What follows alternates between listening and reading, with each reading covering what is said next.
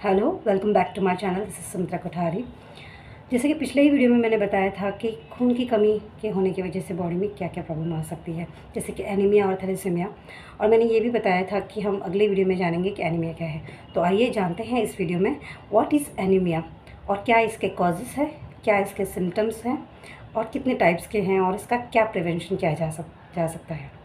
तो आइए पहले जानते हैं कि क्या व्हाट इज़ एनीमिया। एनीमिया यानी कि अगर आपके ब्लड में हीमोग्लोबिन की कमी है। हीमोग्लोबिन एक प्रोटीन है अपने जो ब्लड में, जो ब्लड को कलर देता है, गहरा लाल कलर देता है, वो हीमोग्लोबिन प्रोटीन है। और वो हीमोग्लोबिन प्रोटीन का प्रोडक्शन अगर आपके रेड ब्लड सेल्स में नहीं हो रहा है तो आपको एनीमिया हो सकती है। या फिर आपका रेड ब्लड सेल्स प्रॉपर तरीके से डेवलप नहीं हो पा रहा है, या प्रॉपर तरीके से रेड ब्लड सेल्स वर्क नहीं कर रहे हैं, या फिर डिफंक्शनल है रेड ब्लड सेल्स का, या रेड ब्लड सेल्स ही ग्रो नहीं कर पा रहे हैं, या आपके रेड ब्लड सेल्स वीक है, काफ़ी फ्रेजाइल है, तो भी आपको एनीमिया हो सकता है।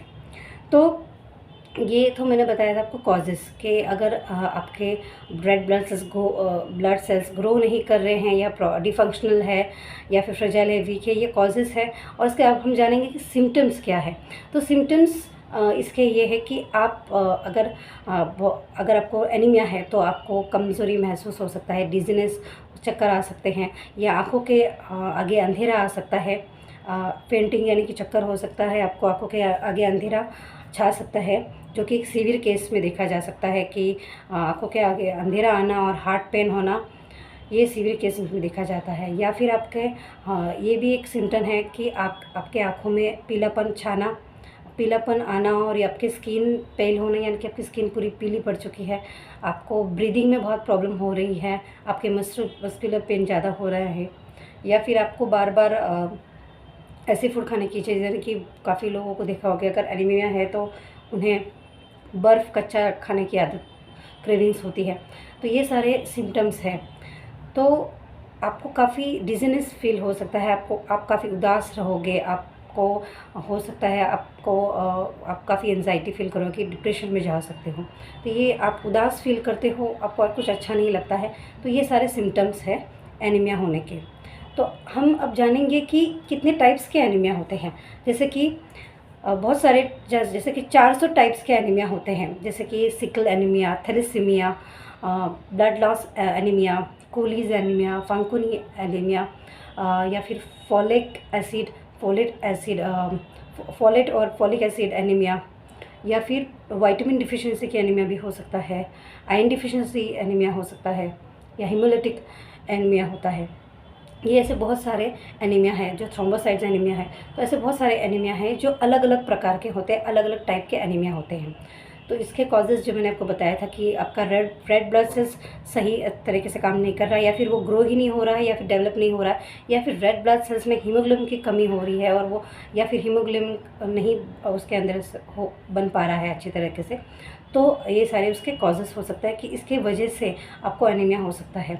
दूसरा रीज़न है कि क्या रीज़न है, ये सारे कॉजेज़ क्यों होते हैं, क्यों आपको एनीमिया हो रहा है, ये तो कॉजेज़ है, और इसका कॉजेज़ होने का क्या रीज़न है।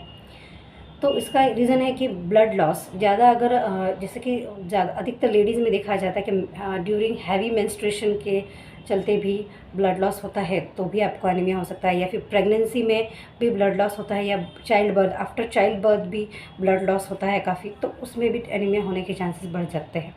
और दूसरे केस में अगर देखा जाए, अगर आप नॉन स्टेरॉइडल या एंटी इन्फ्लेमेटरी ड्रग्स ले रहे हैं, यानी ऐसे कोई दवाई ले रहे हैं जिसकी वजह से भी आपको गैस्ट्रोट्राइस की प्रॉब्लम हो सकती है, इंटेस्टाइन प्रॉब्लम यानी गैस्ट्रो इंटेस्टाइनल की प्रॉब्लम हो सकती है, गैस्ट्रोट्राइस की प्रॉब्लम हो सकती है, जिसके चलते पेट में इन्फेक्शन हो जाता है।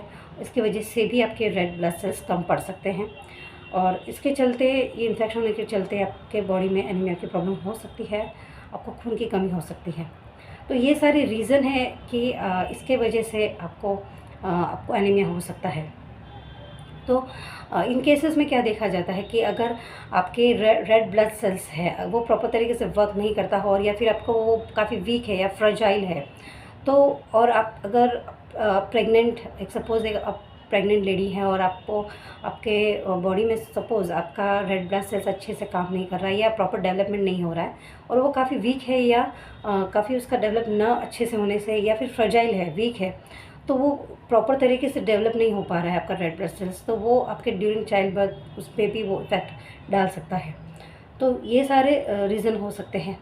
तो अब इसमें हम क्या कर सकते हैं? सबसे पहली बात तो ये कि आप अगर एनीमिया के शिकार है तो इसको रोकने का क्या तरीका है कि आप देख सकते हैं कि आपको अगर पाइल्स की प्रॉब्लम है तो पाइल्स के प्रॉब्लम में भी ब्लड लॉस होता है, क्योंकि उसमें ड्यूरिंग रेक्टम और एनस में वेंस में जो है सूजन आ सकती है, जलन हो सकता है, काफ़ी इन्फ्लेम्ड होता है, तभी भी आपका ब्लड लॉस होता है। तो ये एक सारा रीज़न हो जाता है कि आपके ब्लड में मतलब रेड ब्लड सेल्स में कमी आ सकती है, आपके बॉडी में ब्लड लॉस अगर होता है ज़्यादा तो भी रेड ब्लड सेल्स कम पड़ते हैं। तो अगर इसे रोका कैसे जा सकता है, इसके क्या क्या प्रिवेंशन है, जो कि मैंने अपने पिछले वीडियो में भी मैंने बताया था। इसका प्रिवेंशन एक ही है कि आप जब ड्यूरिंग मील टाइम अगर आप मील लो तो मील में आपको चाय कॉफ़ी या कोई भी ऐसा बेवरेज नहीं लेना है। जब आप खाना खा रहे हैं तो प्रॉपर खाना ही खाना है, तो उसमें आपको खाना खाने के बाद आपको चाय कॉफ़ी ये नहीं लेना है, वरना आपने जो भी खाना खाया है यानी कि आपने उसमें अगर आयरन इंक्लूड किया है, आयरन जैसी चीज़ें खाई हैं, तो वो आपको आपके बॉडी में ऑब्जर्व नहीं होगा, जिसे हम गैस्ट्रोइंटेस्टाइनल की प्रॉब्लम कह सकते हैं कि अगर खाना ही बराबर पच नहीं पाएगा या फिर गैस्ट्रोइंटेस्टाइनल की प्रॉब्लम है तो आपका गट इन्फ्लेम्ड है तो भी ये प्रॉब्लम हो सकती है।